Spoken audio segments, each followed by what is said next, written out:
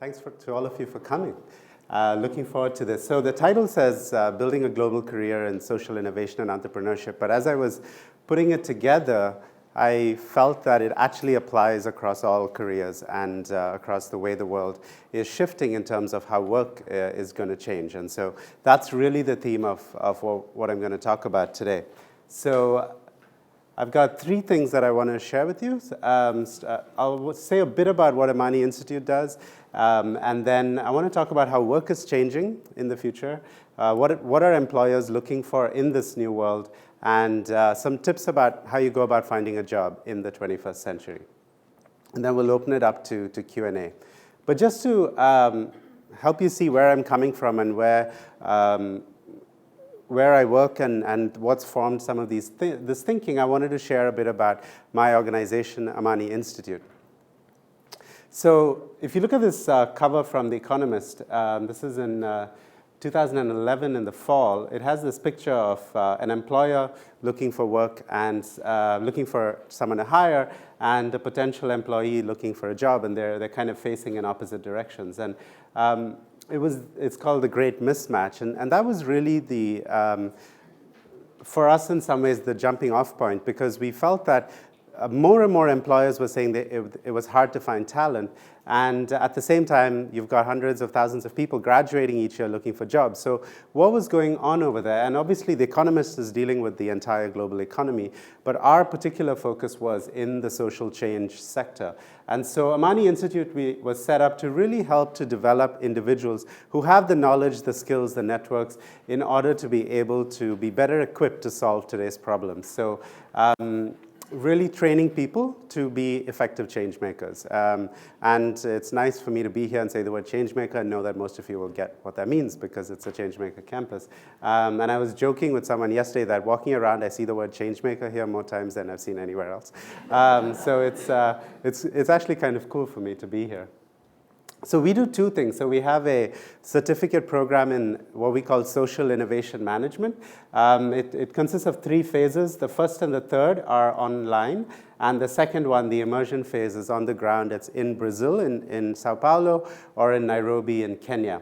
And it's an extremely intense program, 6 days a week. And so we get through a lot of things over the 10 months of the program. And so we think of it a bit as like a master's degree for change makers, if that makes sense. The other thing that we do is we take some of the courses that we develop in that program and then run workshops for a range of different types of institutions. So typically the types of work we do around creativity and problem solving and leadership. So we have courses on social innovation, design thinking, storytelling as a leadership skill, and more general leadership courses. And we've worked with a range of partners, so NGOs, companies, a lot of universities, and some foundations. So they contract us to design usually staff training or training of students or building curriculum for other institutions as well. So that's the two streams of work at Imani Institute. We have our own educational program, and then we design programs for other institutions. And perhaps this picture is one of my favorite pictures to sum up what we do, because as you'll see, we're outside. We're actually in a camp in a remote part of Kenya over here, a very tribal area, and we're doing the course outside. We have a lot of Post-its, as you can see. It's like most innovation and design firms, so you'll probably spend too much money on Post-its, but as you can see, it's outside, it's in nature. We have a lot of courses on learning from nature as well, and seeing nature as the ultimate innovator. And if you know the concept of biomimicry, we do some work with that. So that's an image a bit that embodies, I think, what we do. So with that, I'm going to get to the topic of today. And what I'd like to start off with is maybe if you can pick the person next to you and just have a conversation for a couple of minutes to try and see what is your answer to this question: how is work changing? What I want to do is share a little bit about a study that came out a month ago a couple of months ago. And for me, it was great to see this because it really resonated with what I was seeing in my work. So although it's someone else's study, I really believe in what this is going to talk about as well. How many of you have heard of the organization Escape the City? Yeah, I didn't think so. It's a really interesting organization. So they started in 2010. It was two guys in London who quit their private sector jobs because they felt unhappy and dissatisfied with what their work was. And they started this organization called Escape the City to help other people to leave their jobs and find more meaningful careers. So they started with 50 people in their network in 2010. They now have a mailing list of 230,000 people from, I'm sure, more than 100 countries. So it's exploded. And it's really tapped into this desire that people have for having a different type of career. So they, based on their work over their first 5 years, they did a study where they surveyed, I think, 100,000 people. And this is the results that they came up with. It's a really interesting report. I highly recommend reading it. I'm going to pick two of the things that they talked about. So as somebody was saying there as well, communications and other technologies are really changing the way work is going to be in the future. I think one really important thing is this idea of remote working and co-working. Those two things have really exploded as well. So if you may have heard of the Impact Hub, that's sort of a global network of co-working spaces that has grown quite a lot. But there are just co-working spaces all around the world right now and more people and more members going to that. But also, remote working is getting more and more important as well. So there's a TED Talk by a guy called Steve Munro, who is the founder of the Impact Hub in Bali. And he had a very high-profile job at the UN, and before that was in the private sector. And he quit. He wasn't happy, so he quit, moved his young family to Bali. And he thought he was the crazy one to do that. But he says in his TED Talk, I was late to the party in Bali. There were already loads of people who had already made that choice. And I was part of an experiment at the end of last year called Tribe Wanted Bali. And this was an experiment by a friend of mine where he said he had this genius insight that if you're a freelancer or an entrepreneur in England or in Europe or North America, you're pretty miserable in the winter because it's cold. You're schlepping your laptop from coffee shop to coffee shop. So why not put your apartment on Airbnb and come and work out of Bali? Where it's warm and it's very, very cheap. So it's expensive to get to Bali, but it's extremely cheap when you're in Bali. So he put up this website, threw it up, took him a couple of hours, and eventually more than 30 to 50 people showed up in Bali, mostly from England, but also some from Australia and some from the US. And they worked out of there for anywhere from a couple of weeks to 3 to 6 months. And my friend Ben, who set this up, eventually had to go back to England. But somebody else stepped in and said, I'm going to lead this because I think this is really cool. So Tribe Wanted Bali is still happening. Any of you want to spend your winter in Bali? That's an option. So remote working is becoming more and more a trend, and it's not just Bali, it's in many other places as well. Another big thing that's happening is the rise of freelancers or contract work. It's in many ways cheaper for employers to do, but it's actually being driven not by employers and not because they don't want to pay benefits and things like that, but it's being driven by actually employees who say, I want actually more control about what work I do, what projects I take on, where I work from. It goes back again. It's easier to work remotely if you're a freelancer and you can choose what type of projects you take on. But this is rising to the extent that they're saying that in 2020, freelancers will be 40% of the workforce. And what's enabling all of this is this huge rise in productivity tools, and most of them virtual productivity tools. So things like Slack, Google Hangouts, Skype, telepresencing, and all of that. Those are all taking off. Everyone's using them. We use it all. I use Skype at least once a day, every day, and Google Chat, to chat with colleagues in other countries and so on. So it's just getting, and there are more and more sophisticated tools coming online every day, it seems like. How many of you know the name Marty Cooper here? Yeah? Who was Marty Cooper? I think she says in Yeah. Well, he's actually really, he lives in San Diego, or at least he did a few years ago. When I met him when I was here from my previous job, Marty Cooper, 1972, made the first ever cell phone call in history.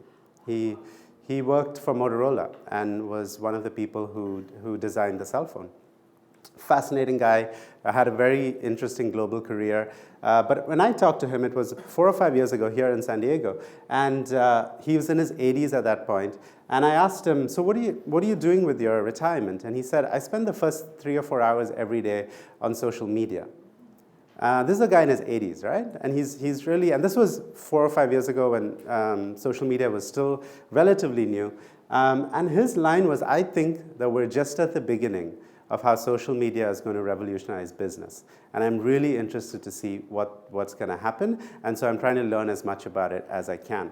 So I was really inspired to see a guy who's had this incredibly successful career, now retired in his 80s, and he's really trying to understand where the future is going.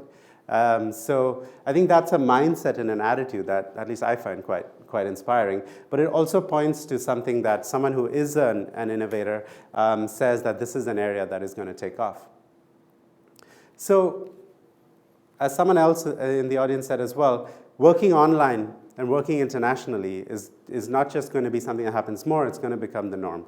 We're going to be working with people all around the world. Our colleagues are going to be in all kinds of different places.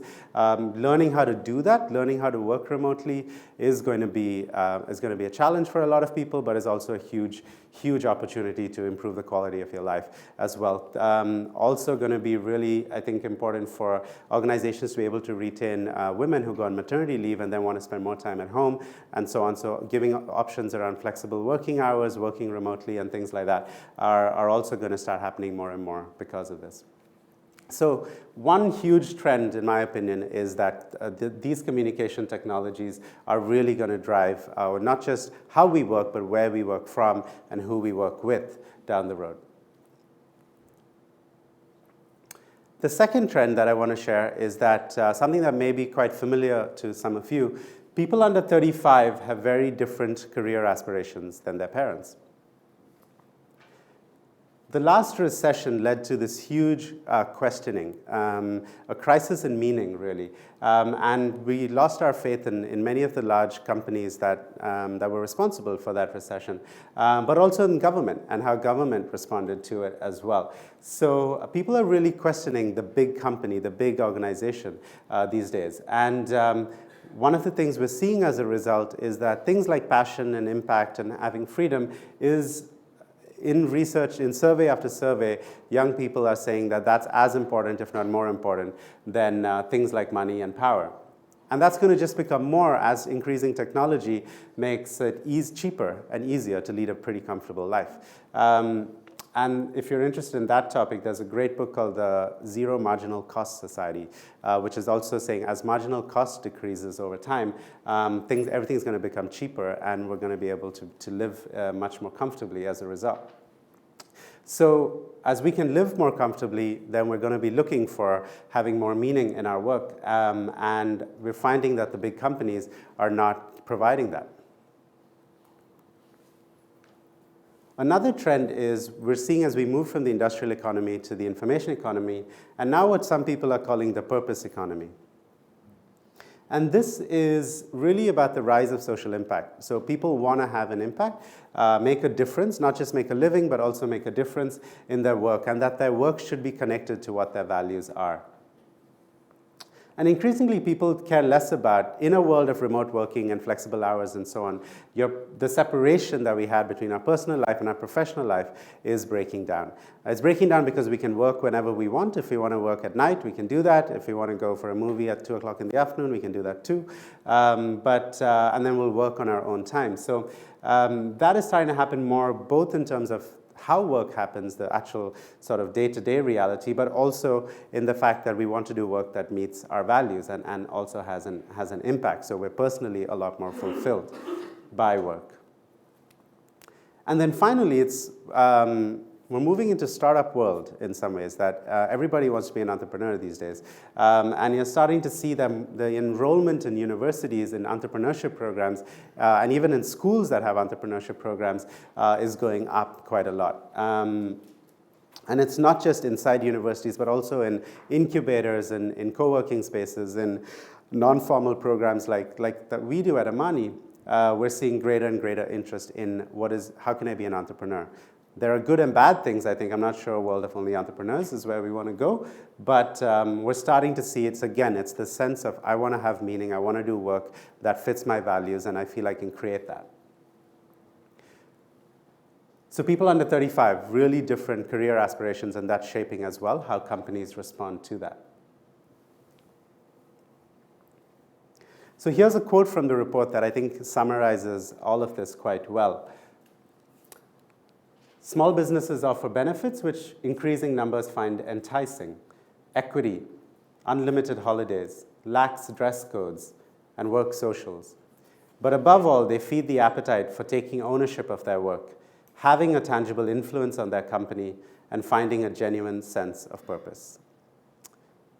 So again, it's a really good report, and I recommend reading it. And I think it really points to something that is showing us that work is going to be quite different as we go forward. So my next question for you, try and maybe pick a different person to speak with this time. In this new world, what are employers looking for? So talk amongst yourself. So when we were starting Imani Institute, we did a study of what employers around the world in the social sector, so here our focus was social change and social innovation, and what were they looking for, and what were they happy with, and also what were they less happy with from people who were just graduating from university and coming into the workforce. So we surveyed employers and HR directors across organizations, so from UN agencies to small community NGOs and foundations and everything in between. We surveyed employers, and we also surveyed employees, like entry level or people who had been working just 1 or 2 years, and asked a similar set of questions to both of them. And here are some of the results that we found. So for most employers, previous experience in that field of work, or really any previous experience, any understanding of how work actually happens, was more important than an advanced degree. So getting a degree from any top school, but not having any work. Ooh, was that me? It was a light bulb. Okay, wasn't me. But not having any actual practical experience actually made you less attractive than someone who had spent some time working in the field, building something, doing something. Even if they failed, that was fine, but they had some experience. So employers were really interested in previous actual work experience. What were some of the skills that they were looking for? So leadership, the ability to take initiative, to take on new things, and move an organization, regardless of whether you hold actual authority or not, but leadership, either with or without authority, to be able to move people towards a common vision or a common task. Entrepreneurship. So you may have seen this word. It's starting to get more and more popular. The idea of sort of being an entrepreneur inside an organization. And what that is about, well, starting new things, bringing new ideas to your boss, to your organization, and saying, hey, I'd like to set this up and I'd like to run it. So that ability to get things done inside a company or an organization. Someone mentioned this earlier, problem-solving skills. So the world that we're moving to, that we discussed earlier, is unpredictable. It's changing really quickly. Nobody's quite sure what it's going to look like. So the ability to be adaptable, to look at problems and solve them, is quite important. There were at least a couple of employers who said, the worst thing for me is when someone comes to me and says, hey, I have this problem, and doesn't say, but I also have a solution for it, right? So an employee, and the employer, the boss, has loads of things on their plate. They've got, a lot going on. And if someone comes and says, I have a problem, without saying that here's what I think we can do to fix it, it's a much less attractive employee. So being able to build the skills of problem solving and creativity to come up with solutions to problems is really important. And finally, in this world where communication technologies are growing, where diversity is really happening as well, communication skills. So not just technology, but also communicating across diversity, communicating across cultures and all of that. So many of the things that you shared, I think, for us, these were the 4 things that we found that employers were really looking for. And we had some surprises here because, again, this is the social sector. Think international relations, international development, those types of degrees. And at the bottom of the list were things like learning new languages, fundraising skills, quantitative skills. Like, this was not something that employers valued very highly. They felt that people can pick that up or we can train them in that. But these are things that are harder to train inside the organization. They'd like people to come in with that already. But there was one thing that surprised us as well. Or it didn't surprise us, but it surprised us to the extent to which employers felt this was important. And that's who you are. So who you are mattered as much as your knowledge, your skills, and so on. When we polled employers and we asked them, one of the questions was, what are the characteristics of your favorite employee? Like the person that you love the most in your team. What do you like about them? And likewise, what are the characteristics of your most disappointing hire in recent times? And I've subsequently done this with all kinds of employers across all kinds of different fields. And I always get the same answer, which is usually a list of personal qualities. So it's this person is optimistic. They believe that change can happen. They're honest. I feel I can trust them. They're positive and they always have an upbeat attitude.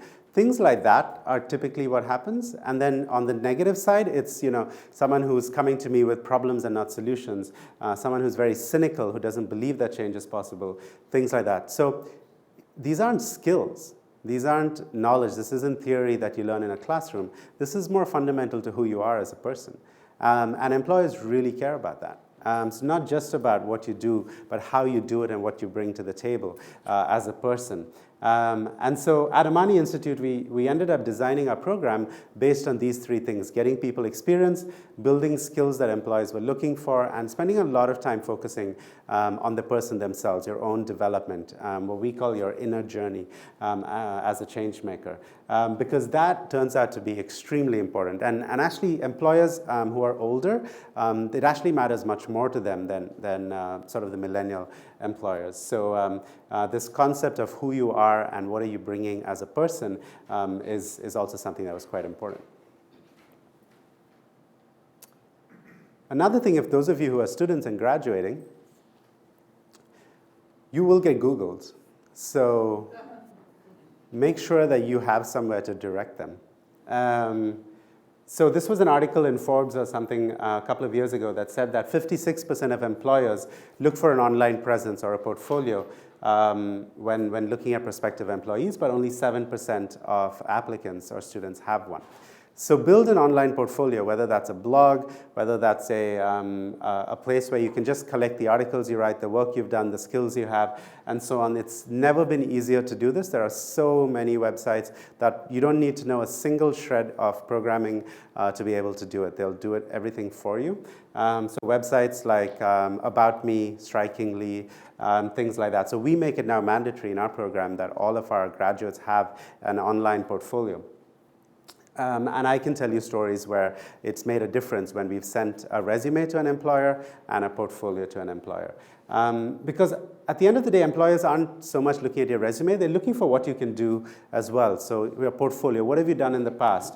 What are skills that you have? What are competencies that you have? They're much less interested in grades, especially if you're more than 2 or 3 years out of school. Nobody cares about how you did in school at that point. So sorry, I hope I'm not offending any of the professors in here, but nobody cares. So if you're going to grad school, they care, but not for jobs. What can you do, and how do you show that you can do it? That matters a lot. And in this world of online communications, show it online. Prove it. So here's another quote that I saw recently that really struck a chord for me. It's by a guy called Sal, who works at the Omidyar Network, which is one of the largest social entrepreneurship funding organizations out there.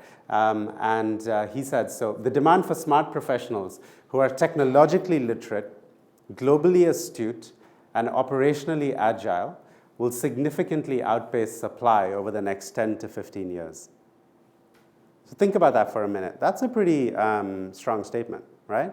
All these universities graduating all these people, and we still think that the demand for high-level talent is going to be greater than the supply coming out. So in that problem, I think, lies an opportunity, though, if you are one of these people and you are graduating or you are looking for jobs in the next few years. How do you get really adept with technology? How do you understand the world, be able to work with diversity and things like that, and be able to do many different things that you can one day plan a conference and the next day lead a high-level facilitation of thought leaders, things like that, that you can do different things and be able to show that. That's going to make you a much more attractive employee. So that's a little bit on what employers are really looking for and how we've actually designed our program to try and reflect that. So given all this, what does finding a job or building a career in this world look like? So again, talk with a neighbor for a couple of minutes. Yeah. What are your best practices? What have you learned? What's the best way to go about finding a job today? So about 8 months or so ago, I wrote an article for the Skoll World Forum called How to Find a Job in the 21st Century. And it provoked a few people, and I'll share what I talked about. But Skoll said it was by far the most read article this year. And I think it's because people are really trying to figure out this question, especially in a world where people are switching jobs so often. And I think for me, a little bit, applying for a job online, sending a resume and cover letter to that job description, to me is a little bit like going to a bar by yourself and hoping to meet someone. So in human resources, they call that approach post and pray. You post, and then you pray that somebody is reading. Somebody is looking at your resume. And it's a little bit the same, going to a bar and saying, okay, who can I meet? Who's around? So 3 tips in terms of finding a job in this kind of new world. One that's really important is close your laptop and go talk to people. So stop just, maybe at night, like after dinner, send a few resumes and cover letters, but don't spend daylight hours doing that. Use your networks to meet new people. So you have professional networks, you have alumni networks already. Reach out to people there. Help them, ask them to help you meet new people. One way to figure out who you want to ask is to prioritize those who've worked well with you or who've inspired you in the past, because they're likely to be working with like-minded people as well. So, and they can recommend you and they can say, hey, you should meet my friend John because of this and this. So prioritize in your networking those who have inspired you or that you've enjoyed working with. Have a lot of informational interviews. So I say start to like decaf coffee because you'll be drinking a lot of it, which is just a way to say have a lot of meetings. Have a lot of coffee meetings to have those informational interviews and learn about what people do as well. So explore your interests and don't hesitate to follow a hunch. And I think this goes really to your question or your comment about go for what you find interesting. Go for the thing. Know yourself well enough to follow your interests and your passions. Because if you want to spend your days being fulfilled at work, work is where we spend most of our days, right? So let's have it be something that we like. So then it should be something that we're interested in. So start with what you find most interesting, even if it seems unlikely that there are jobs there, because there increasingly are jobs in all kinds of things. So a friend of mine, he works in corporate communications, but he loves to cook. And he's actually gone to culinary school. And so he has this interest in food, but doesn't see it as a career. Another friend of mine actually started recently an incubator for food businesses. And she is, wants to get more people who are passionate about food to start companies around food. So it only makes sense for me to connect those two people together, because you never know what may happen between them. But hopefully it'll give my friend an opportunity to follow his interests, and possibly that could lead to at least some interesting volunteer work, if not employment. In innovation theory, there is a concept called the adjacent periphery, and that's basically saying things that are on the outskirts of what you care about or what you're working on is actually where most new opportunities lie. So if you look at innovation history, you find that almost never is a new idea come from someone who's an expert in that field. Because when you're an expert, you're a little bit too much into it to really see what's new about it. So new ideas typically come from people who are outsiders to a field. And that's because they're exploring this idea of the adjacent periphery, the outskirts of their fields, of their interests, and seeing where new opportunities exist. Because really, you don't know what's out there. The world is changing fast. I mean, Escape the City has 230,000 people on their mailing list, and lots and lots of opportunities are being posted all the time. So if you look at what Escape the City is offering to its members, you see all kinds of businesses, all kinds of ideas that seem a bit crazy at first, but they're happening, they're out there. So no matter where you live in the world, there is a lot out there for you. And then finally, I think, I think you said, like, be prepared to see it as a full-time job. It takes a while to find a job. So see that time as a gift, as something that you've actually given yourself a gift of time in order to find work that is meaningful to you. In fact, with a lot of artists and so on, they say that times of unemployment, the times between projects, is actually the times of their greatest productivity, because they're searching and looking for things and making connections in their heads, and that's leading them to express more things out there. So for generative people, when you're between projects, you actually do a lot more. Time is our most precious resource, right? So how will you use it? Make sure you use your time well. One thing you can do is get started on those back burner ideas. You always want to put a photo album together of your trip to Nepal, or you've always wanted to learn to play the guitar. Do it. You've got the time now. You may not have it later. So do it now. Deepen your hobbies, and they may in turn give you ideas as well. Because staying productive actually matters a lot. It helps you feel more confident. It helps you feel like you're building skills, that you're learning new things, that you're doing new things. Volunteer with your friend's nonprofit or your other friend's startup.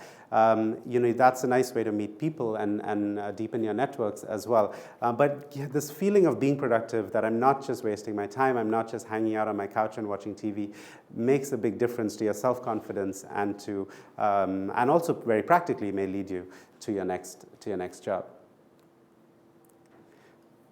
So this is another quote that I really like from a friend of mine. And she is the former editor-in-chief of Focus magazine, which is an Italian magazine. It's sort of Italy's version of National Geographic, if that makes sense. And so she used to run it, and this is what she says. No workplace, no work day, no job description, no boundaries in our activities. We must be dynamic to best shape what we can do, what we can give, in any job, from journalism to medicine. It's like the Renaissance, where the most successful were the ones who explored. So that's an idea I'd like to also maybe leave you with. And with that, thank you very much, and I'll open it up for questions.